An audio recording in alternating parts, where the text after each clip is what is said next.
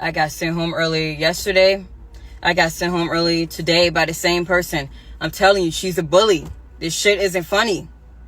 She needs to understand that just because she's a mother and got children doesn't mean that she can come in the store, disrespecting people, talking to them like everybody's beneath her. She has no respect. And it isn't funny at all. Like, seriously, man, I got shit I gotta take care of. And she keeps sending me home early. It's not funny. She's playing games. This is Afeni Badu Muhammad, sitting in her car in her McDonald's uniform, ranting on Instagram about her manager. 2 days after she posted this, that same manager was found stabbed at least 15 times inside the restaurant. And what you are about to find out is that this did not come out of nowhere at all.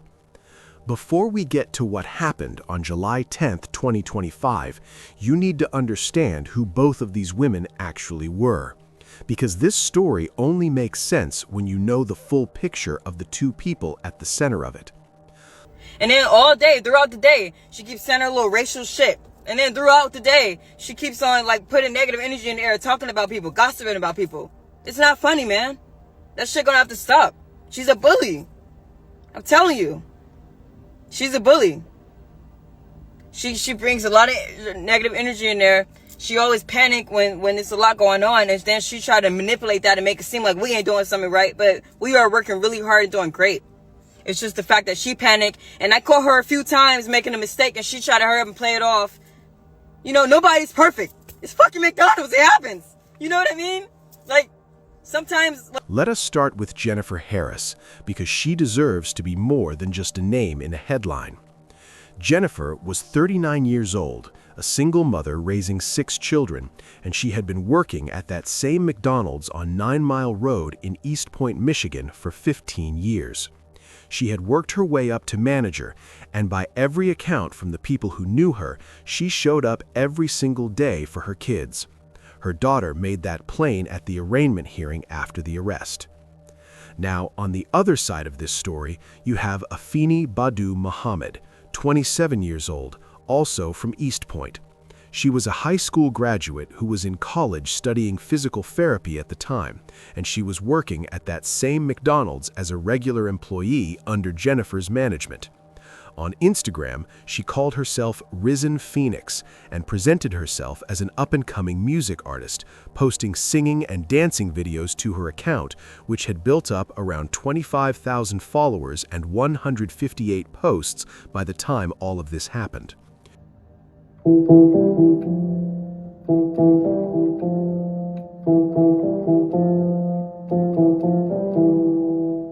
The name Risen Phoenix comes from the ancient myth of a bird that burns to ash and then rises back to life, which some people later pointed to as a window into how she thought about herself, as someone who could not be kept down no matter what.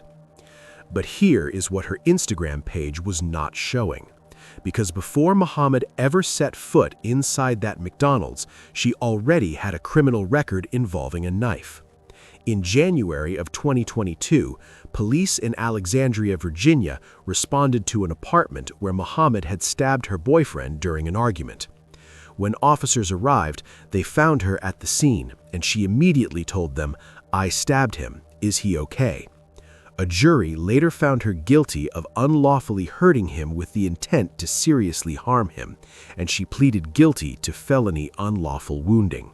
She was given a 4-year suspended sentence, which means she never went to prison as long as she completed 1 year of supervised probation, stayed away from the victim, went through batterer's intervention counseling, and did not get in any more trouble.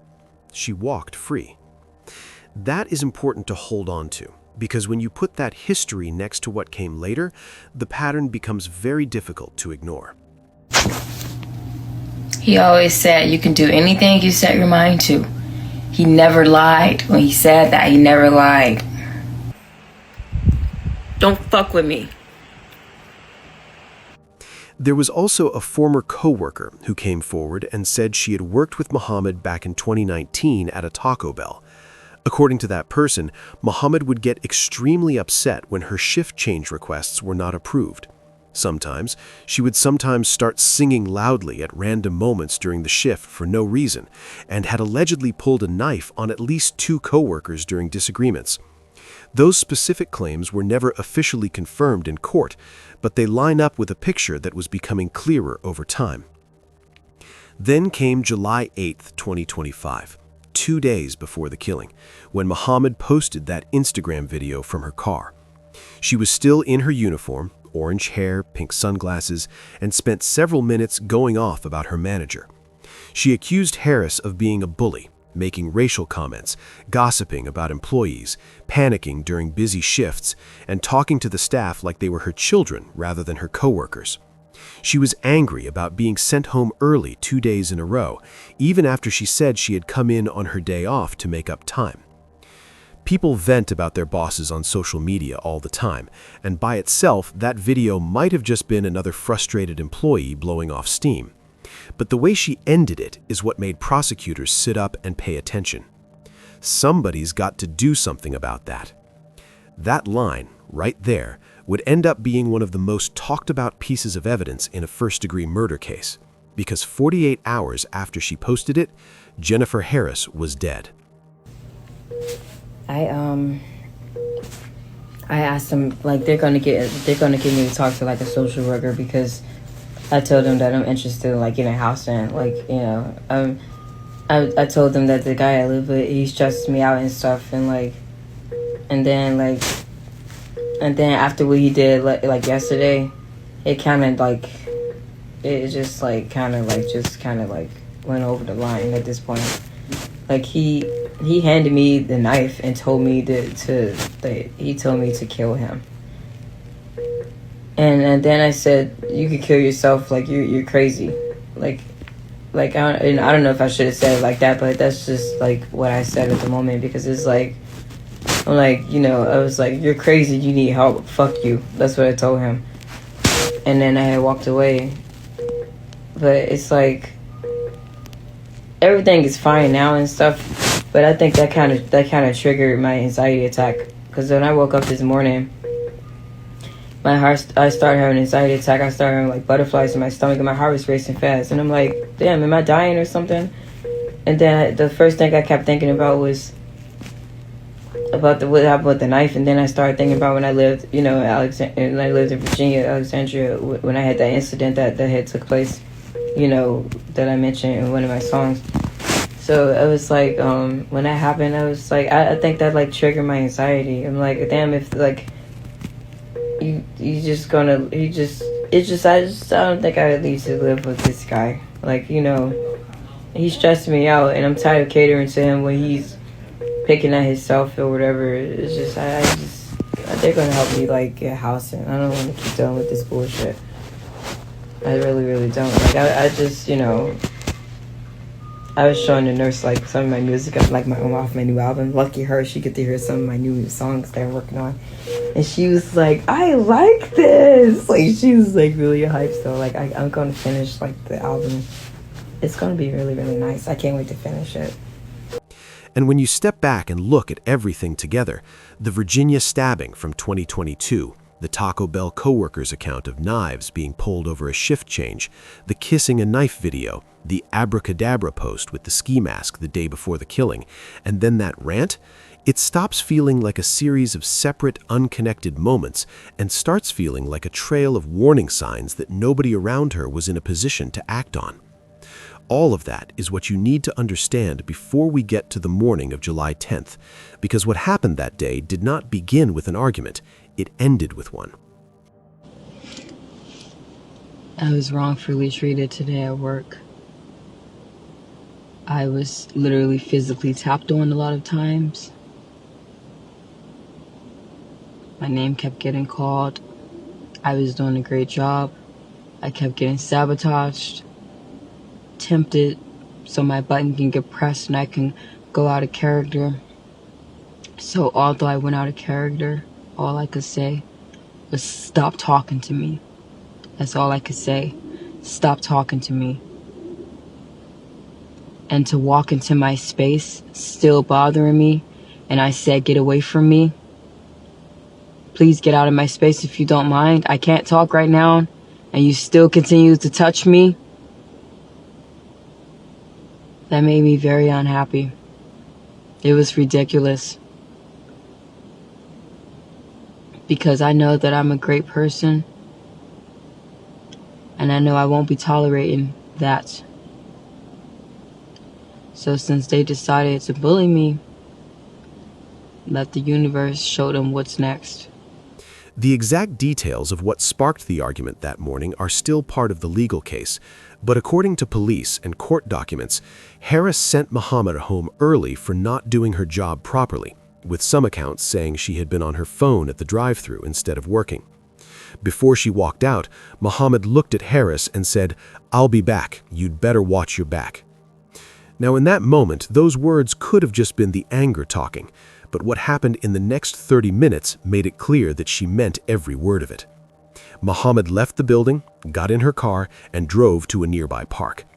And while she was sitting there, she made a decision. She reached into her car and grabbed the kitchen knife she had been keeping inside her vehicle, a blade longer than 3 inches, and prepared herself to go back.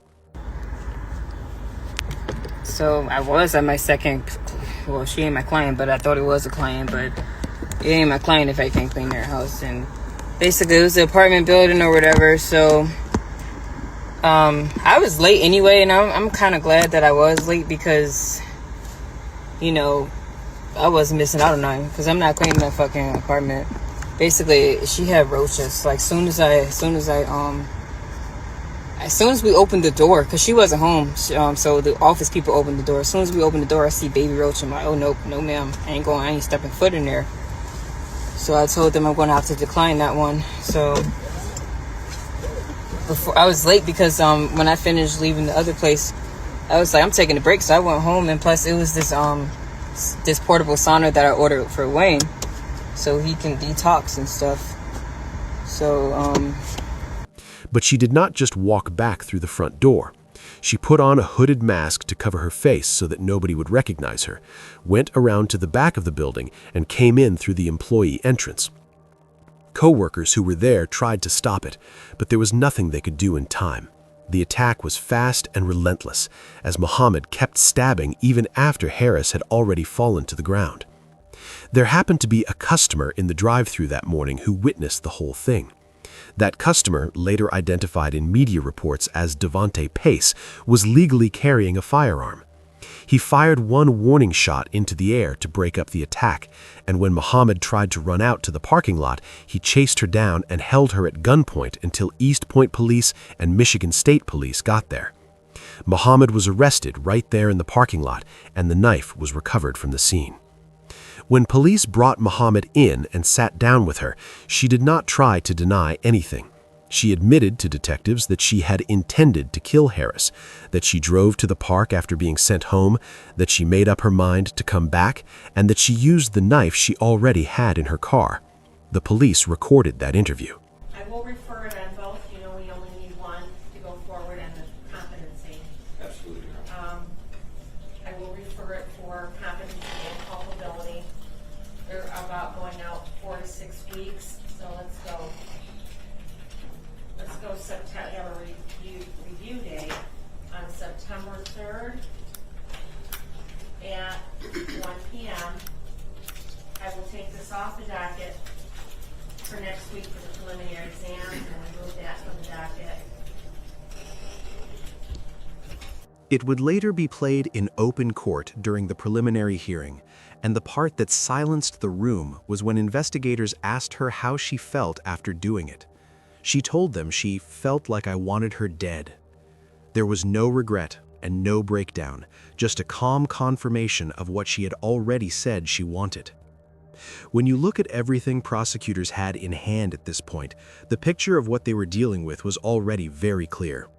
The next morning, July 11th, Muhammad was arraigned before Judge Kathleen G. Gallen in the 38th District Court.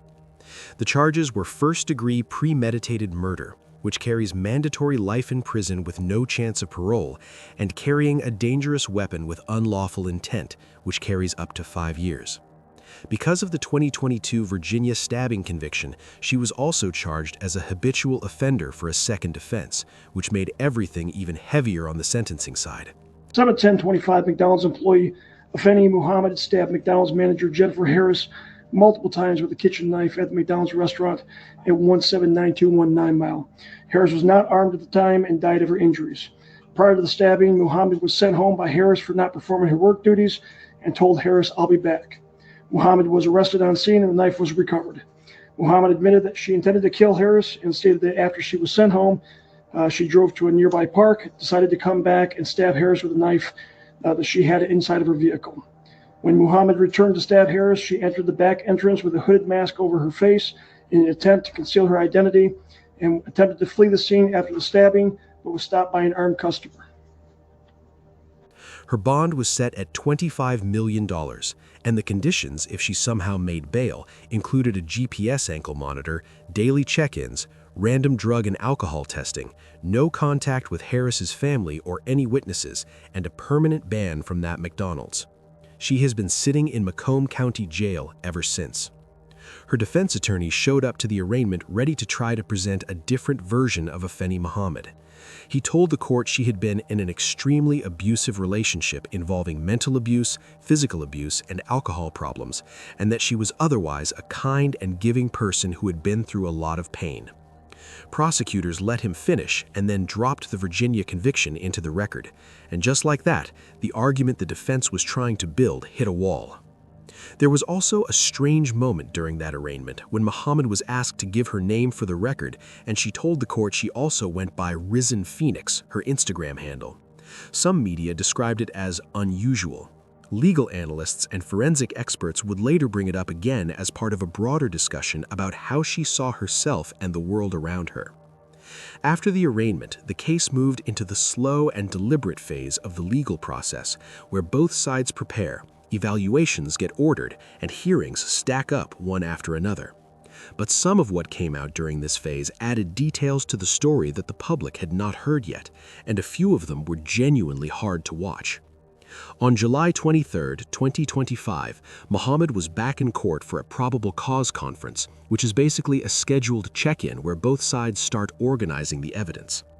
Instead of that happening normally, her defense attorney, Joshua Jones, told the judge he was requesting a mental health evaluation for his client, based on the police reports and his own conversations with her. Muhammad reportedly did not want the evaluation. She objected to it in court, which struck a lot of people as odd, because defendants usually want every possible advantage their attorney can give them. But the judge approved it anyway, and the case was put on hold while the evaluation was carried out. To break that down simply, competency confirms if the suspect understands what a courtroom is, what the charges against them are, and can they work with their lawyer. It is not about whether they were sane or insane when the crime happened. That is a completely separate question, and it requires a different kind of evaluation entirely.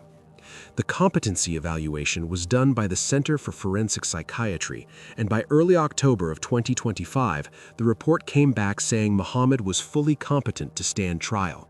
She understood what she was charged with, understood the process, and could assist her attorney in preparing her defense. The woman accused of stabbing her manager to death at an East Point McDonald's has been found competent to stand trial. 27-year-old Afeni Muhammad, who has been charged with first-degree premeditated murder in the death of Jennifer Harris. Now, the separate criminal responsibility evaluation, the one that could potentially support an insanity argument, was still pending at the most recent court dates. But legal experts who followed the case pointed out a major problem with any insanity defense here, and that problem is the mask.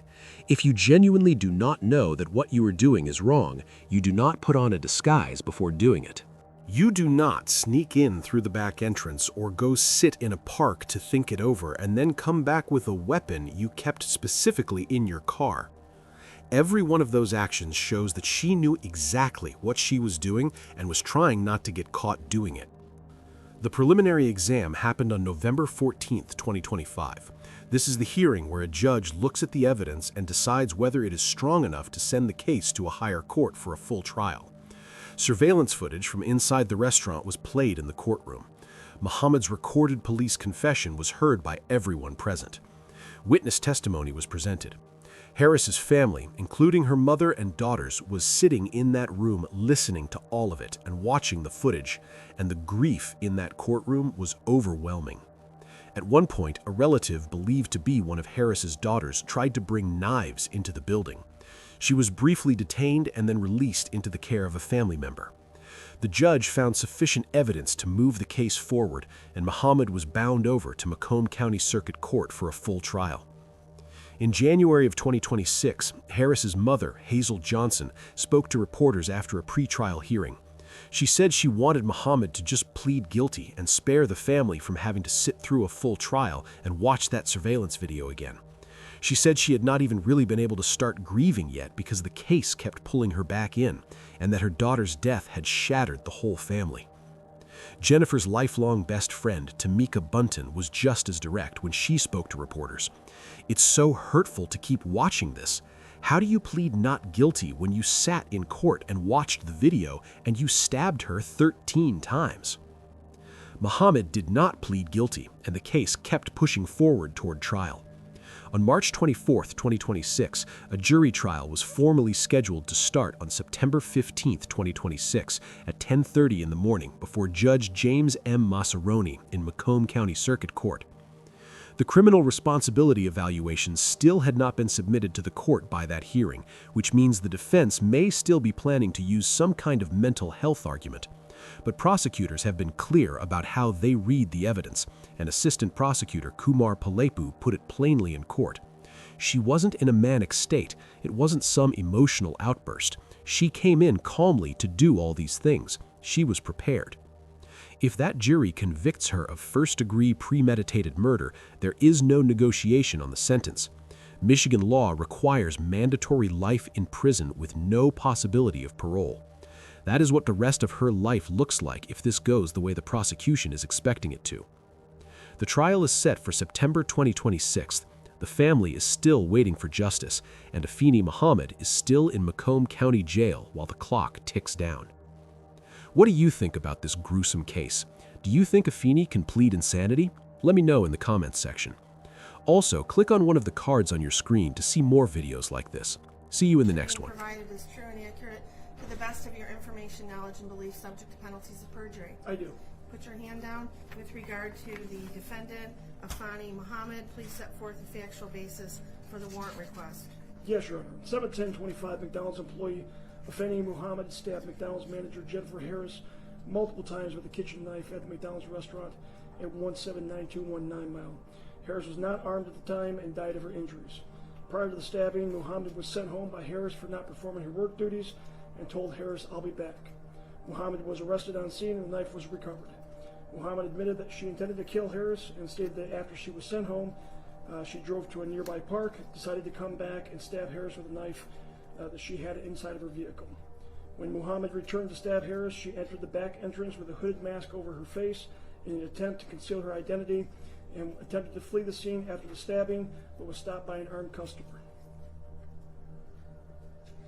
And the requested charges are murder in the first degree, count 2, dangerous weapon, carrying with unlawful intent, and there's a habitual second notice offense. Is that correct? That is correct, Your Honor.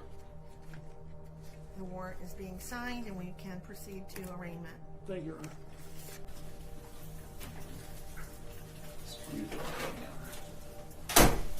Calling file number 25354FY, People versus Afeni Muhammad.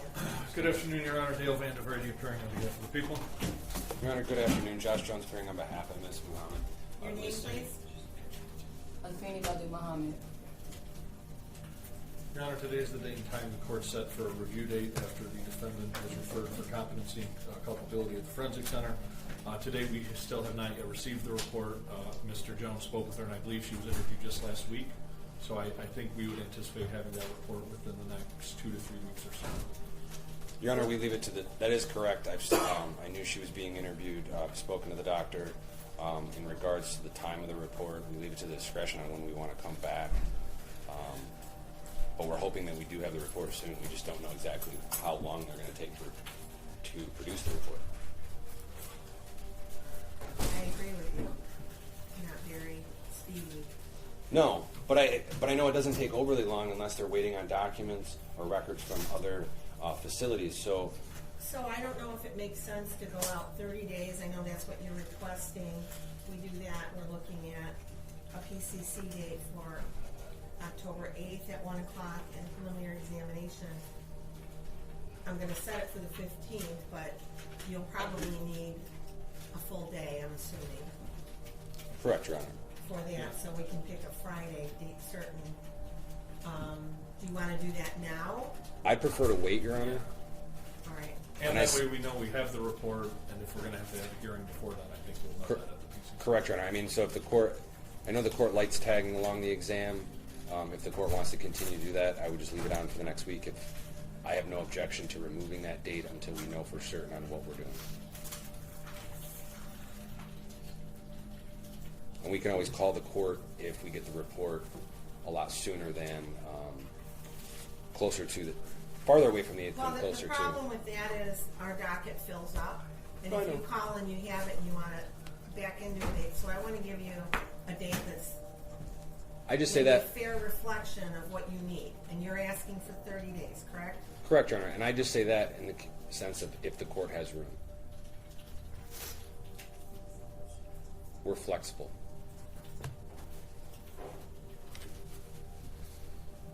But as an officer of the court, you can report that they have interviewed her, correct? Correct, Your Honor. Again, the doctor indicated that she was going to be interviewed last week, and the client today has indicated that that did occur. So. All right, probable cause conference will be on October 8th at 1 p.m. I'm going to set an initial preliminary examination date for October 15th at 1 p.m. with the understanding that it's probably not going to go on that day. We're going to need to pick a full day, which I usually do my exams on Fridays. But at least by the 8th, we'll have an idea of what direction this is going and what we need to do. Correct, Your Honor. All right. And I would agree with that. Concludes this matter for today. Probable cause conference October 8th, 1 o'clock. Preliminary exam October 15th at 1 o'clock. Very good. Thank you, Judge. Thank you, Judge.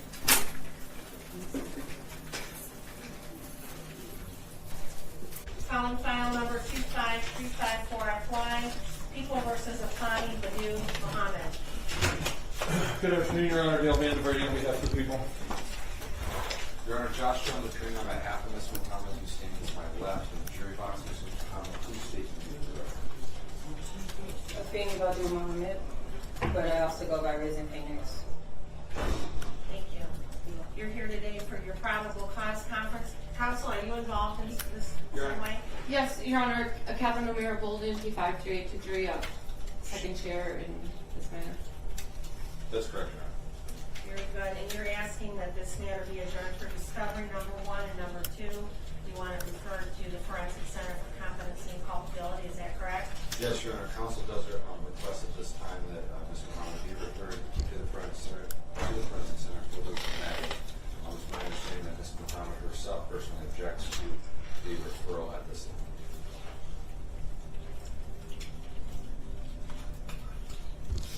What is the factual basis that you rely on for the referral? Your Honor, based upon my observations of the case and in reviewing the case, specifically the police reports, and then again my observations and interacting with Ms. Muhammad, I need to check those 2 boxes.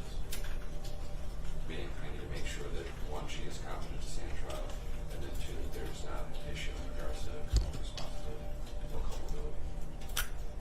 I will refer it on both. You know, we only need 1 to go forward on the competency. Absolutely, Your Honor.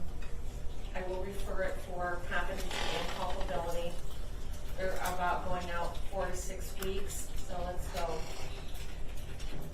go September, have a review day on September 3rd at 1 p.m.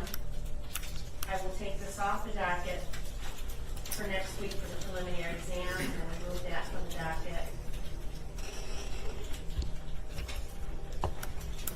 Does that deal with the people? That's fine. It works with the defense, right?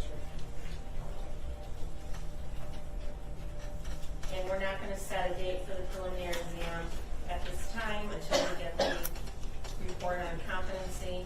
That's why we have the review date set up. If it comes in sooner than that, we will reach out to get you in sooner than that. However, my experience in dealing with the forensic center lately is it takes 4 to 6 weeks. So we're going to go with that date at this time. Any other matters?